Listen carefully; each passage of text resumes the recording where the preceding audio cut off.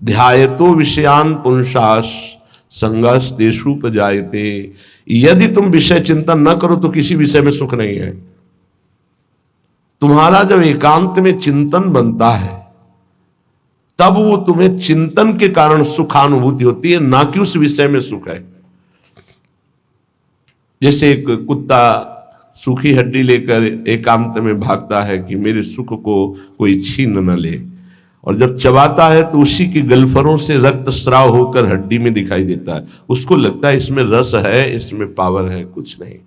ऐसे ही अज्ञानी पुरुष के द्वारा समस्त भोगों के भोगने का जो चिंतन है, वही चिंतन उससे सुखानुभूति कराता है, न कि भोगों में। नहीं तो भगवान की आज्ञा मानो, अनन्यस चिंतयन्तो माम, केवल भगवत चिंतन हो, फिर हमको परिणाम बताओ कौन सा भोग तुम्हें सुख प्रदान करता है। घृणा हो जाएगी। ये भगवत प्राप्त महात्मा कह रहे हैं, इनके वचनों को मानना चाहिए, अनुभव में नहीं उतरना चाहिए। ऐसा दलदल है भोगों का कि आज तक कोई अनुभव करके नहीं निकला है। जब निकला है तो रो के असंतुष्ट होकर के ही छोड़ा है। कभी कोई ऐसे भोग नहीं छोड़ पाया कि बहुत भोगा, हमें तृप्ति हो गई, अब मैं जा रहा हूं भगवान की शरण में। ऐसा कभी नहीं हुआ, एक भी नहीं हुआ। चाहे जितना बड़ा सम्राट हो, चाहे जितना भोग बाहुल्यता हो, रोया, पश्चाताप किया और असंतुष्ट होकर, अतृप्त होकर त्यागा। वही बात आज है आपके हृदय में कि आप अतृप्त हैं, भोगों से असंतुष्ट हैं, तो अनुभव के लिए मत जाइए। गुरुजनों की, महापुरुषों की बात मान लीजिए और उसका चिंतन छोड़ दीजिए। बस खास बात है, तुम्हारे को अगर कोई परेशान करता है तो तुम्हारा चिंतन परेशान करता है। अंदर से ठीक बैठ कर देख लीजिए। बड़े भाग्यशाली उपासक है जिन्होंने अपने चिंतन को बचाने की चेष्टा की। कोई भी क्रिया तब होती है जब चिंतन होता है। ये बहुत सिद्धांत है, भगवान के वचन है। ध्यायतो विषयान पुंसास संगस तेषुपजायते। जब हम किसी विषय का ध्यान करते हैं, चिंतन करते हैं, मनन करते हैं, तो हमारे अंदर उसके भोगने की इच्छा प्रकट होती है। चाहे वो कोई खान पान की वस्तु हो, पहनने ओढ़ने की वस्तु, ये सब भोग के अंतर्गत आते हैं। सर्वेंद्रियार्थाः, समस्त इंद्रियों के अर्थ भोग अलग अलग है। श्रवणेन्द्री, घ्राणेन्द्री, नेत्रेन्द्री, त्वगेन्द्री, वाकेन्द्री, हस्तेन्द्री, पादेन्द्री, जनेन्द्री, गुदाएन्द्री, ये सब इंद्रियां हैं। 5 कर्मेंद्रियां हैं और 5 ज्ञानेन्द्रियां हैं। इनका मुखिया मन, ये 11, इनका काम ही है जगत के भोगों में चिंतन लगाना। बहुत सूक्ष्म विषय प्रार्थना है, ये संतों की अनुभूत विषय है। चिंतन किसी विषय का ना हो और फिर कोई भोग भोगो, बिल्कुल 100 में 100% आपको सुख नहीं मिलेगा। और ऐसे महापुरुषों का जो चिंतन भगवान में स्थित है, प्रियालाल में स्थित है, उनके लिए कहा गया वो विषयान ग्रहणंत मुंचंत, वह कोई फर्क नहीं पड़ता। विषय सेवन में, पाप कृत्य में, पुण्य कृत्य में अंतर से देखा जाता है कि उसको बराबर 5 व्यक्ति बराबर वही क्रिया कर रहे हैं, चाहे वो पाप की हो या पुण्य की हो, लेकिन पांचों का फल अलग अलग हो सकता है। एक का राग नहीं है, बिल्कुल केवल क्रिया है, बिल्कुल राग नहीं है, बिल्कुल नहीं बनेगा, उसका हर कर्म अकर्म हो जाएगा। एक है बहुत कम राग है, उसको बहुत कम फंसा उसको होगा। एक है संपूर्ण राग चित्त में है, उसको पूरी आसक्ति उसकी दुर्गति करा देगी। अंतर से तुम कितना चिंतन करके उस भोग को स्वीकार किए हो, बस खास बातें हैं। इसलिए भगवत प्राप्ति के मार्ग में चाहे जो विषय हो, यदि वो बहुत प्रिय लग रहा है और उसका हमारा चिंतन बना है, तो उसे हमें सेवन नहीं करना चाहिए, चाहे वो कितना सतोगुणी भोग क्यों ना हो, क्योंकि हमारा चिंतन बना है। और अगर हम भोगेंगे तो चिंतन पुष्ट हो जाएगा और बार बार चिंतन होगा तो हमारे चिंतन में विघ्न पड़ेगा। इसलिए जिस वस्तु का चिंतन हो कि आज तो अमुक चीज खानी है, अमुक चीज देखनी है, अमुक चीज भोगनी है, उसका बहुत सरलता पूर्वक यदि माया ने सानिध्य दे दिया है तो भी ना भोगा जाए। ये बहुत अंदर से अध्यात्म पुष्टि की बात है, इसे समझ लो। श्रीपाद कह रहे विषम, पहली बात यह है कि तुम हर्षित होकर जो ही भोग में जाओगे तो परिणामता तुम्हें शोक मिलेगा, क्योंकि द्वंद्व है ये विषम है। हरिवंश महाप्रभु इसी संसार पर विजय प्राप्त करने के लिए प्रेम की बात कही है। अगर इस संसार को जीतना है तो एकमात्र भगवत प्रेम है, दूसरा कुछ नहीं, दूसरी किसी की सामर्थ्य नहीं है। प्रेम में बहुत प्रबल शुभ अशुभ दुर्ग विध्वंस बल तब जयति जयति जग उच्चरे। सेवक जी महाराज कह रहे जीत विषम संसार कीर्ति जग विस्तर है। जीत विषम संसार कौन? जय जय श्री हरिवंश नाम गुण गाई है, जो नाम जप कर रहे हैं, लीला गायन कर रहे हैं।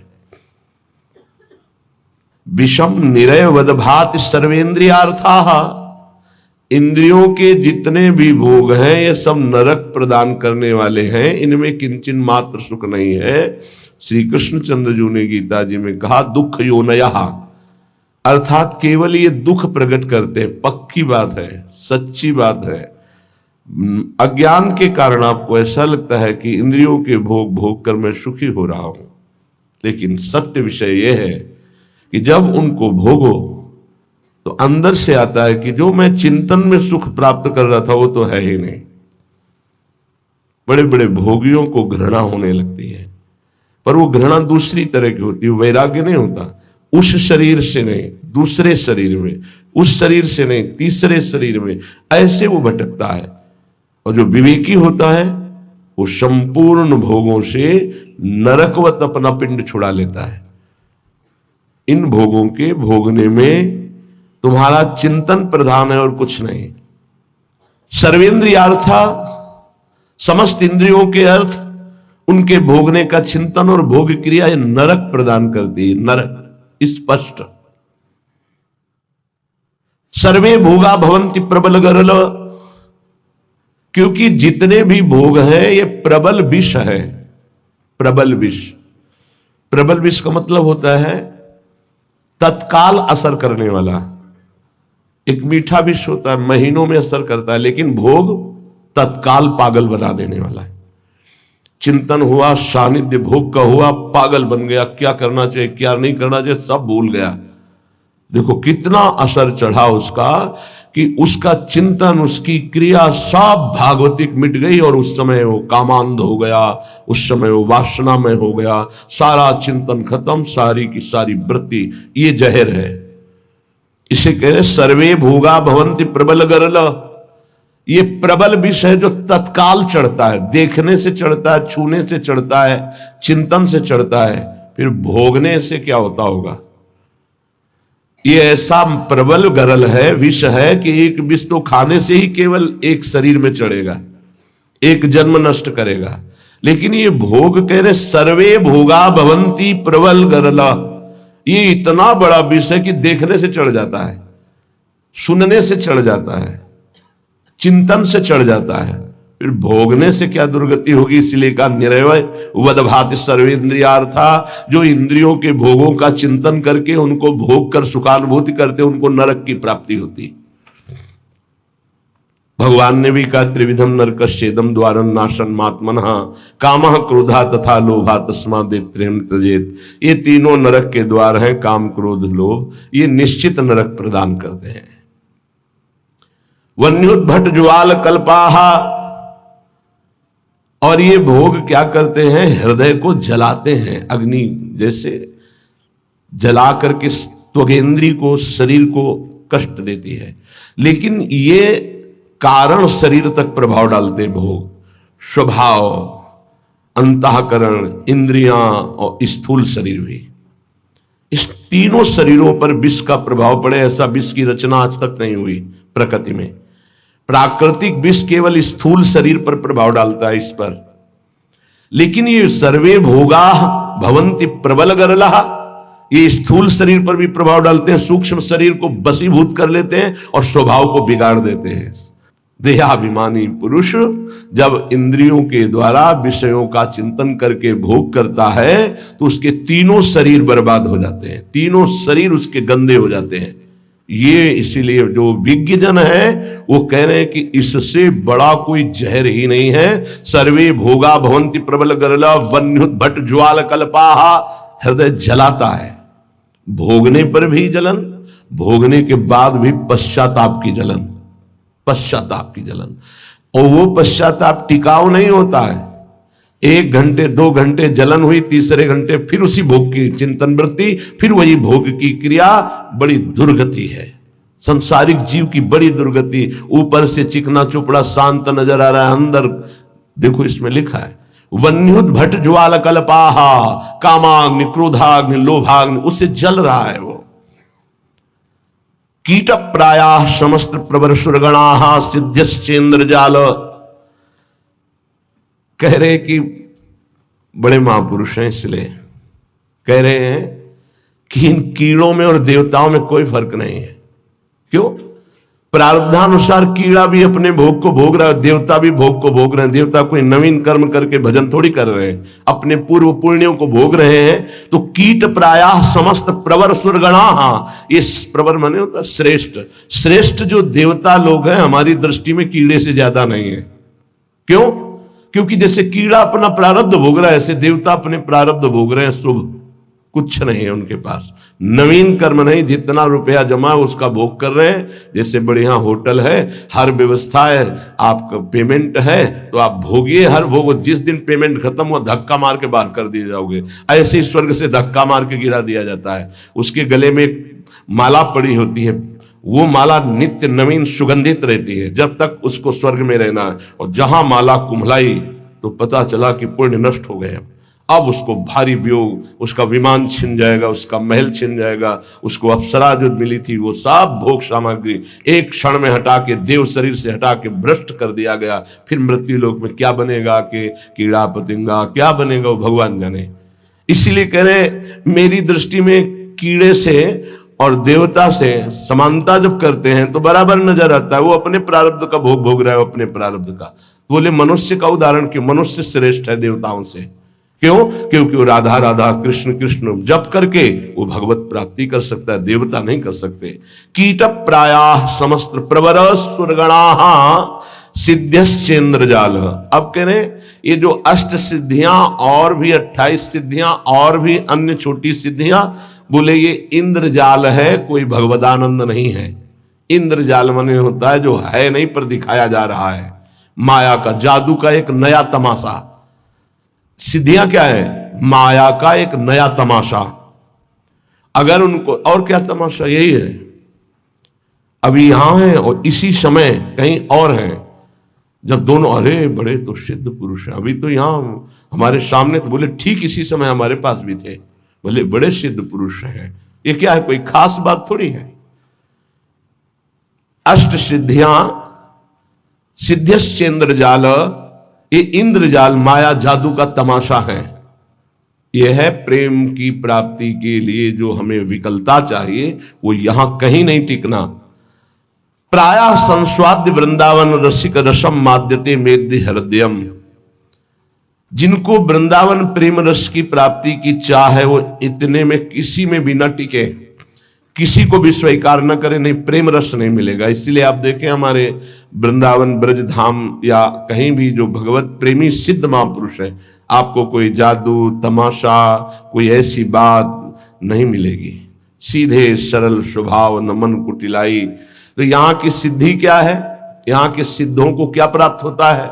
रुदु सुस्वरम राजन कृष्ण दर्शन लालसा। पर रोना यहाँ की सिद्धि है।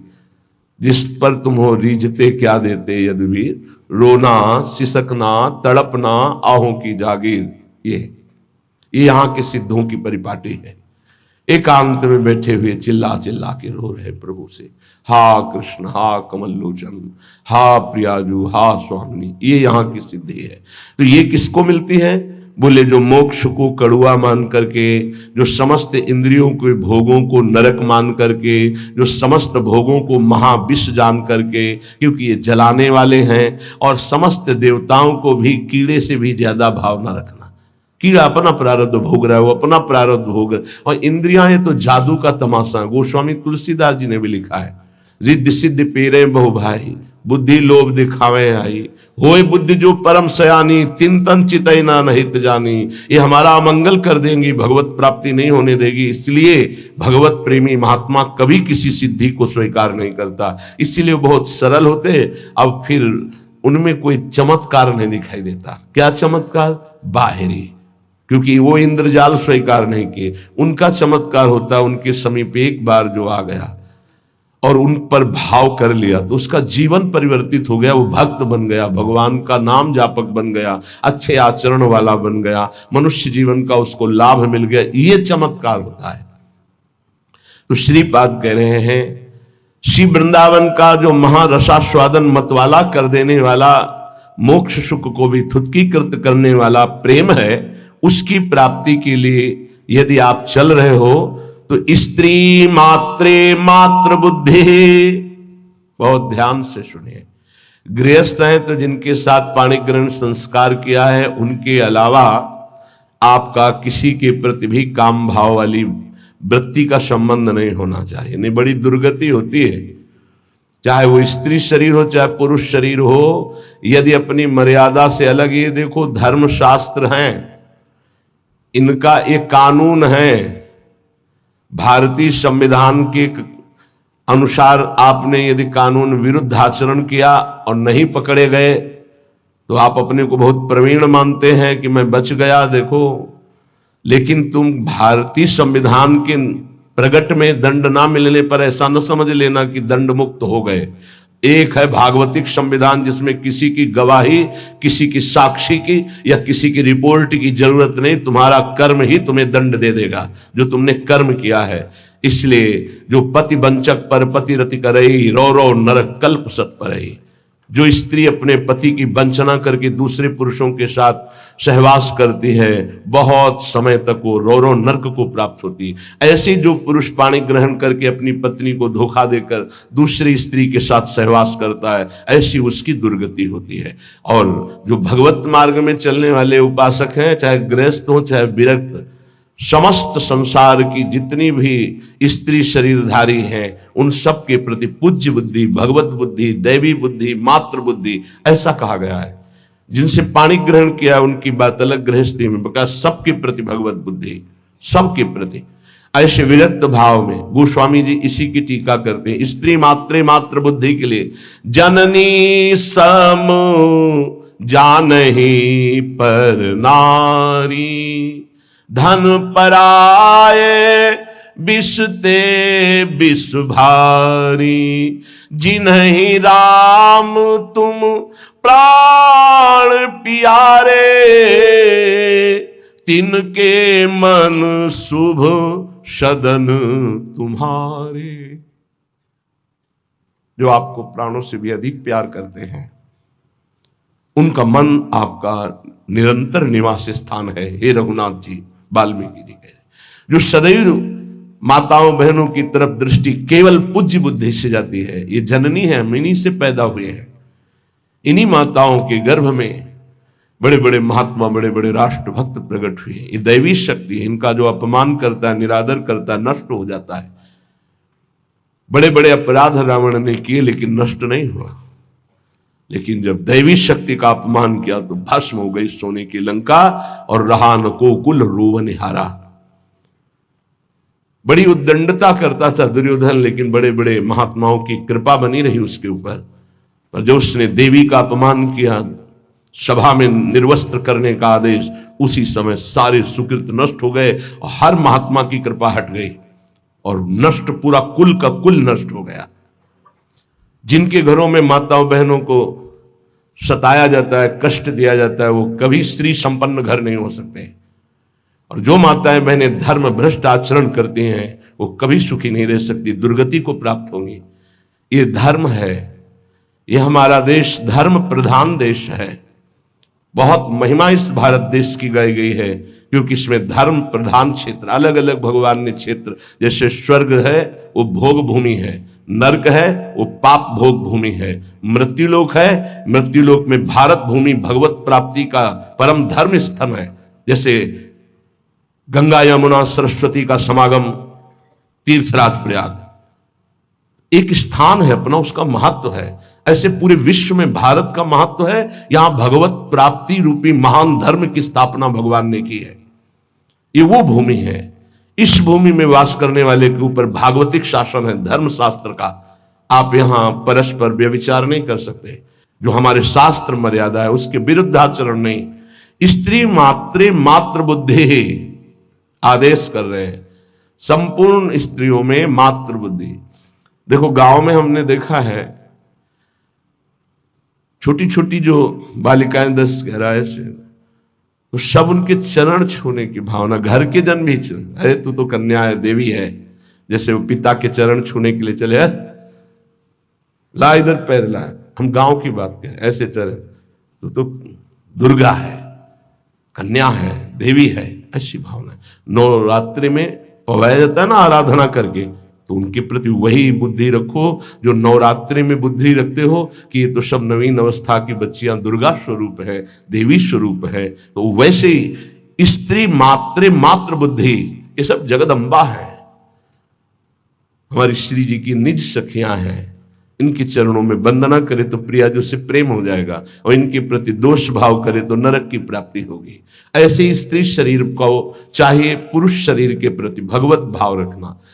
गोस्वामी तुलसीदास जी ने लिखा है, मध्यम परपति देखई कैसे, भ्राता पिता पुत्र निज जैसे। अपने बराबर का देखा तो जैसे हमारा भाई हो तो कैसा हमारा भाव रहेगा, छोटा देखा तो पुत्र हो तो कैसा भाव रहेगा, और पिता के समान जो वयोवृद्ध बड़े हैं उनके प्रति पूज्य भाव रहता है। तो माता बहनें कैसे पुरुष को देखती, भ्राता पिता पुत्र निज जैसे। और पुरुष कैसे देखते, बोले जननी समझाने पर नारी। जो बड़ी माता है बहनें वो साक्षात माँ है, जो छोटी हो साक्षात दुर्गा है, नवीन कन्या रूप, उनके चरण स्पर्श करे। जहां पाणी ग्रहण है वहां अर्धांगिनी भाव। स्त्री मात्र बुद्धि, समस्त चराचर जगत की ये प्रेम प्राप्ति के लिए आदेश दे रहे श्रीपाद। स्थिर चर निखिल प्राणीश उपास्य बुद्धि, चाहे जड़ हो चाहे चैतन्य हो, उसमें गौर से देखो राधा वल्लभ लाल जी की भावना करते हुए। तो राधा वल्लभ लाल जी दिखा देंगे, कह रहे स्थिर चर निखिल प्राण उपास्य बुद्धि। ये क्रूरापि पापिनो न च सताम संभाष्य दृश्याश्च ये सर्वान वस्तुतया निरीक्ष परम स्वाराध्य बुद्धिर्मम। मेरे आराध्य देव चर चर में विराजमान है। बाह्या से सार्थ लाभेश्वपि, कह रहे कि सांसारिक जितने भी लाभ हैं ये सब धोखे के हैं। समझना है, केवल समझना है, कर्तव्य पालन करना है, पर यह समझना है कि ये कोई लाभ नहीं है, धोखे का लाभ है। 1 अरब रुपया बैंक में जमा है आपके पास, बढ़िया मकान बना है, पूरे जीवन भर मेहनत की, खूब छल कपट जैसे भी बना, सब व्यवस्था कर ली। अब मरने का समय आ रहा है, अब वो कब आएगा तो पता नहीं, किसी का कभी भी आ सकता है, जवानी में आ सकता है, बुढ़ापे में आ सकता है, बाल्यावस्था में। यहां जो कह रहे हैं कि बाह्या से सार्थ लाभेश्वपि, जितने भी सांसारिक लाभ है वो सब बेकार हैं, बाह्य हैं। कैसे बेकार हैं, हमारे तो इतने बैंक में जमा है, इतने मित्र हैं, इतनी फैक्ट्री, ये ठीक है। फाइनल में आओ, अब आपका शरीर छूटने वाला है, अब आपके पास क्या जाएगा, हुआ ना सब बेकार। तो क्या करें, ना कुछ करें, नहीं, अपने कर्तव्य का पालन करो धर्म पूर्वक किया हुआ कर्तव्य तुम्हारी रक्षा करेगा, तुमसे पापाचरण नहीं होने पाएंगे, तुम्हें बचा लेगा। और नाम जप करोगे ये धन तुम्हारे साथ जाएगा। हृदय मुखम्लानि क्रुद्धानि बुद्धि, कभी भी इन भोगों की हानि हो जाने पर मुख म्लान करके उदास निराश मत हो, क्योंकि ये कोई लाभ नहीं था जिसे तुम हानि मान रहे हो कि वो वस्तु नष्ट हो गई, धन नष्ट हो गया, हमें तो सबने छोड़ दिया, हमारा तो उपहास करते, कुछ नहीं, ये लाभ ही नहीं था। यदि नाम जप कर रहे हो तो भगवान तुम्हारे हैं, तो तुम्हें शोक कैसे आ सकता है।